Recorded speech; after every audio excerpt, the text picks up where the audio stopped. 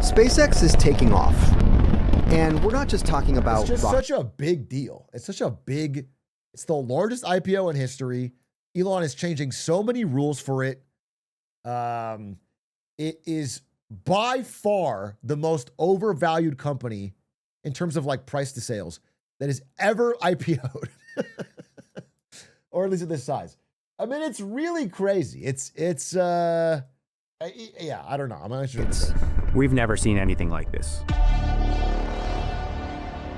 SpaceX's initial public offering is expected to raise as much as $75 billion, more than double the record-setting. Dude, what's wild is, so they put out their S1, which is where they list all their financials and their company and what they're doing, and which is required to IPO. And in it, they mention AI like 3,000 plus times. I heard it described as more times than Jesus is mentioned in the Bible. And they mention rockets like 1/14 of that. So it's like nominally a rocket company, but all they talk about is AI. And the company had zero AI until Elon forced them to buy Grok recently. So like, it's like this good rocket company with a good business, which is Starlink, and then all this other dog shit tacked on that all loses money. $29.4 billion raised by Saudi Aramco in 2019. This is the biggest IPO of all time. We're looking at $2 trillion in valuation. Elon long had said that he didn't really plan on taking SpaceX public. Wait, Elon lied? That's a shocker. By the way, I'm saying it now, as I've said a million times, once this company is public, they're going to merge it with Tesla to bail out Tesla and get it to the fucking $1 trillion market cap increase so he gets his $1 trillion pay package. But that was before the merger with XAI, before he needed tens of billions of dollars to build out these ambitions. But this massive valuation is also a test. Could all this hype make it seem worth more than it is? If it's preordained, then it becomes hard to predict how much of the buyers are buying because of fundamentals or the valuation. So then that kind of distorts the market. Investors are buying the dream. Sure, we all know the dream, but what about the reality?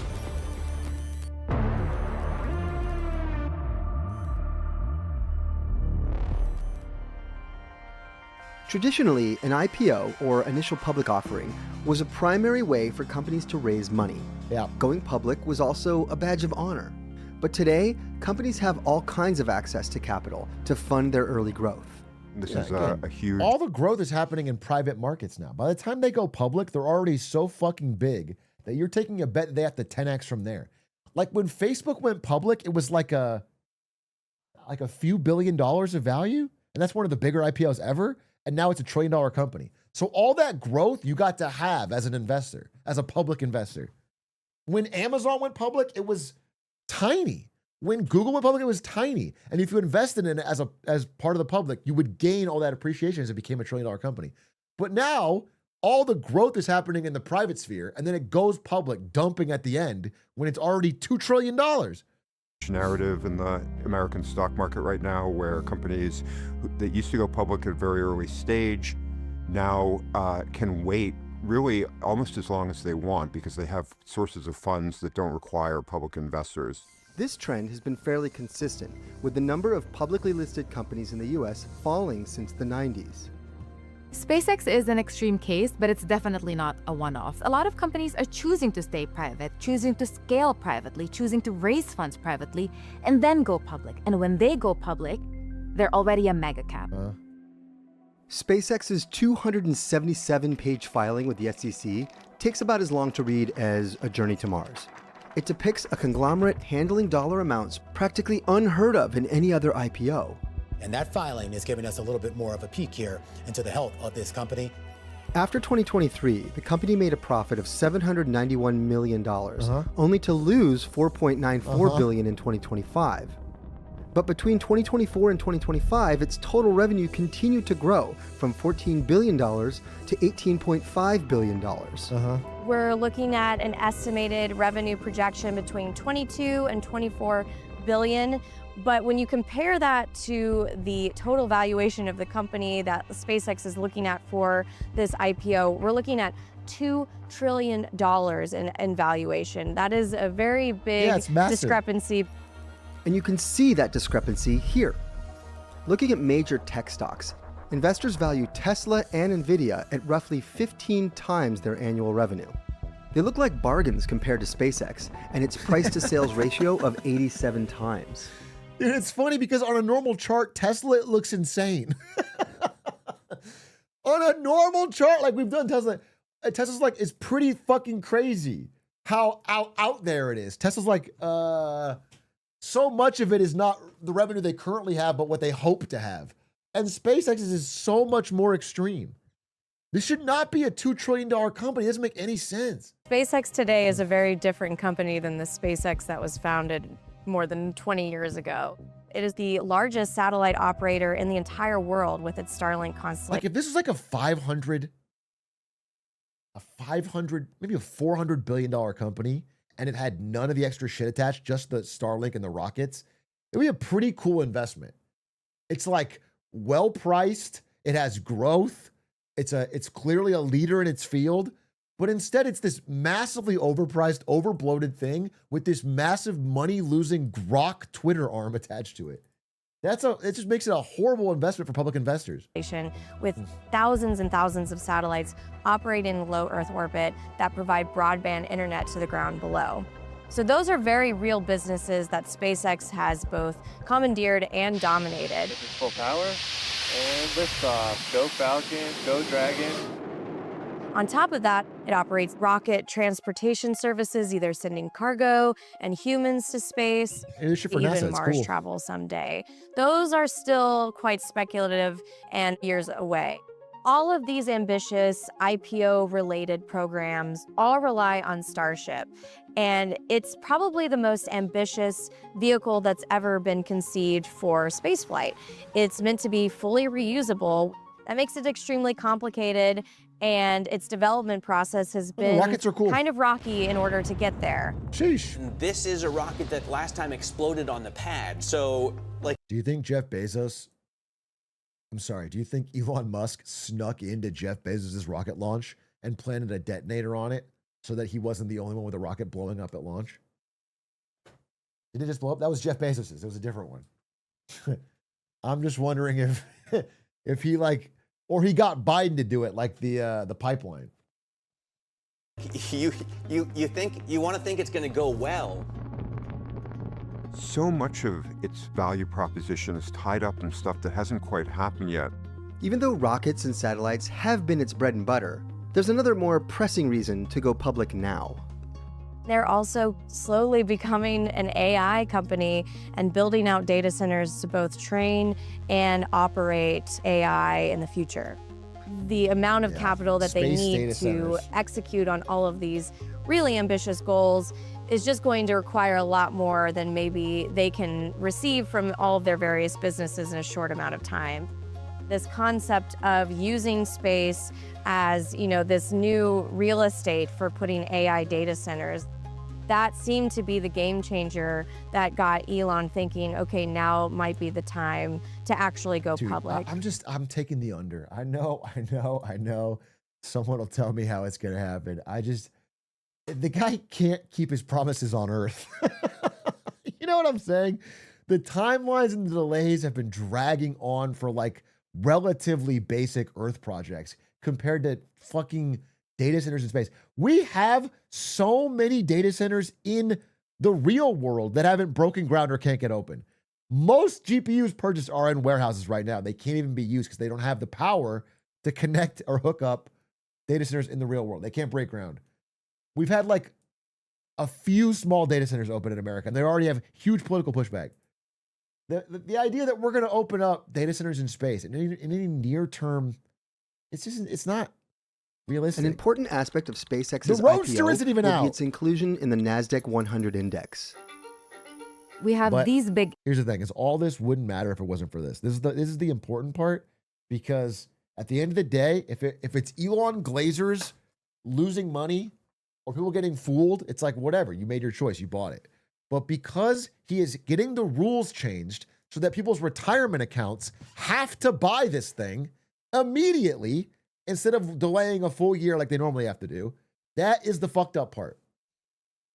Getting it automatically included into the indexes is... Indexes, like the S&P 500, it tracks the biggest 500 companies in the US, or the NASDAQ 100, which is the biggest tech companies. Many companies, or dare I say all, would like to be added to them because it means millions and millions of dollars of passive funds. In everyone's retirement passively buys these, and it buys them at the valuation. It buys more in accordance to your market cap. So if you're a $2 trillion company, a lot of people's retirement is going directly into your to buying your stock. And this is the fucked up part. And this is not normal. This is only happening with this SpaceX IPO. He got the rules changed. This passive money comes from everywhere. Pension funds, institutional investors, retirement accounts. Together, trillions of dollars flow automatically into funds like Invesco QQQ, which tracks the NASDAQ 100. If SpaceX is in one of those indexes, it means millions and millions of Americans will hold your company. Once the company is included in the NASDAQ 100, any investors who are buying the QQQ will by definition be investing their hard-earned money into SpaceX regardless of the valuation. Inclusion in the NASDAQ 100 or S&P 500 used to be a lengthy process. But now, since many companies going public are already giant, the rules are getting bent. The old playbook was that you go public, you undergo a seasoning period, you prove your profitability, your liquidity, and then maybe... By the way, there used to be a profitability rule. You'd have to be profitable to get listed because you wanted to have profitable companies. That's also gone. SpaceX's last quarter was not profitable. Who enforces that rule? These are private businesses, the NASDAQ and the New York Stock Exchange. They get to choose who gets listed. They have rules and regulations, but they've gotten rid of them. You get added. The new playbook is the fast track entry. NASDAQ said, okay, we're going to fast track our rules. So instead of being public for 3 months, you can be part of the NASDAQ 100. And so SpaceX chose to list with NASDAQ. Still, changing the rules to fast track a whale is not something you see every day in the markets. There are a lot of risks when it comes to fast entry. There's price mismatch, liquidity, crowding, and there's also, of course, the over-concentration of mega-cap names. Because increasingly, a lot of our holdings are just very few big companies. These few companies determine the future of your portfolio. The market has become very concentrated. It's a very worrisome thing to a lot of people. And SpaceX isn't the only big private company eyeing a blockbuster IPO while clinging to aspirational revenue goals. If you look at companies like Anthropic and OpenAI and the rates at which they're growing and replicating themselves, those are going to be equally enormous IPOs probably in not very massive IPOs. You can see a case where maybe enormous companies become the rule as far as IPOs go. Going forward, this is going to be the debate. How much dispersion should there be? Who are the winners going to be? And will the appetite remain for all of the other much, much bigger IPOs, it should be said? Despite the warning signs, many are wary of underestimating Elon Musk. He's really built an entire brand on turning science fiction into reality, and investors are willing to bet that even if he doesn't deliver on the timeline, some of these ambitions like orbital data centers or building a colony on Mars... They're not even betting on that, bro. They're betting on the fact that he is good at pumping the stock. That's what they're betting on. At the end of the day, they're going, hey, listen, I've seen you make number go up in the past. I want number go up. That's it. The fundamentals are out the window. They're definitely not convinced that he's going to make data centers in space a real... They're more convinced that he's going to sell the idea of data centers in space to someone else. That he's going to, get people excited about it. Actually isn't out of the realm of possibility. Yet the pressures of being a public company have a cost. When you shift to a public company, your focus becomes more on short-term profits and how you're maximizing those profits for your shareholders. When it comes to space... I mean, that's not really true for this company because Elon Musk has a dual-class voting share system where his shares in SpaceX have 10x the voting power. So even if he's selling some to the public, they can never acquire enough to outvote him. He could have 10% of the company or whatever. He'd have more votes than everybody else. So his he's not necessarily beholden to the short-term whims of people asking for profit. It's more like he has said many, many times that he didn't want SpaceX to go public. He preferred it private. He liked the control. He liked to not have to worry about public markets and disclosures and everything. And so the reason he's doing it now seems to be obvious, which is that he wants to dump this thing at a huge valuation on retail and make a bunch of money. Like, if it's a profitable, well-run private company, why do this? The reason is it's this peak hype, peak mania valuation. The stock markets are super frothy right now. And it's like he wants to jump in while the iron's hot, be the first big IPO, and get a bunch of retail money. There's a very long lead. Especially because you just saddled this company with this hugely unprofitable Grok Twitter package. You spent billions, 250 billion or something, on adding Grok to this company and bailing out the Saudi investors that help you buy it. And now that's getting dumped on retail. Time of development. They also need to be able to fail. We've seen quite a few explosions. That doesn't always. So will SpaceX be a large part of the S&P 500 as a result? Yes. We can check right now. So here we go. Look, this is the S&P 500 holdings by weight. NVIDIA, if you're buying the S&P 500, is 7.5% of your holdings. That's just NVIDIA. One company is 7.5%. SpaceX would be bigger than Tesla. It's like right around here.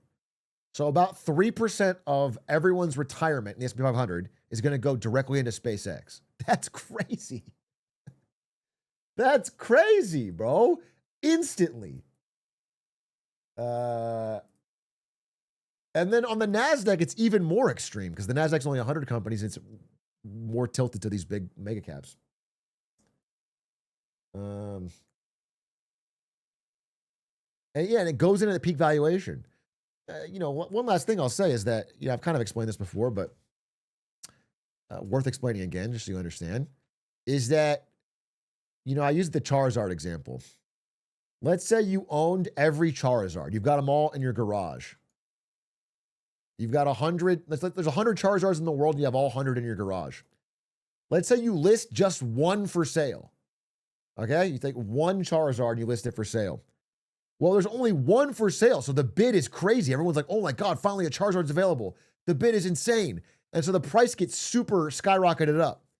And then you go and say, okay, well, this sold for $1 million. Well, I have 100 of these, so I have $100 million valuation. That's how much I have. Even though if you were to list them all at once, the price would be a lot lower. The bid would be a lot lower. If there was 100 available, there would be more demand. It would be less scarce. It would be lower. So what they're doing with SpaceX is they're only listing a small amount of the shares, like 5%, a very small amount of the float. This is, again, one of the rule changes. So they're listing such a few amount of stocks. So when the Elon Glazers and the people that are interested in space and the passive investors all buy in, they're bidding up a small amount of shares to a very large price to justify this massive $2 trillion valuation. And then he's saying that all the other shares are worth this amount. But if they were all listed, the price would be a lot lower. How do you change the rules? So there's a benefit for the NASDAQ or the New York Stock Exchange to having a big company list on them. And so he played them against each other. He basically said, NASDAQ, if you don't change the rules, I'm not going to list with you. I'll list somewhere else. And they really wanted this big SpaceX IPO. It's big, fucking buzzy. And so he played them against each other to get the rules bent. That's what happened.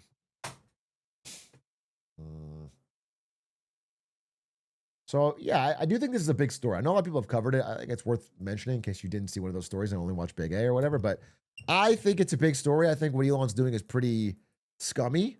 And I think if valuations ever normalize to more realistic levels, the SpaceX is going to be a huge hit to a lot of people's retirement. I think if that was ever valued even somewhat normally, people are going to lose a lot of money. And it's like, he just dumped it on them.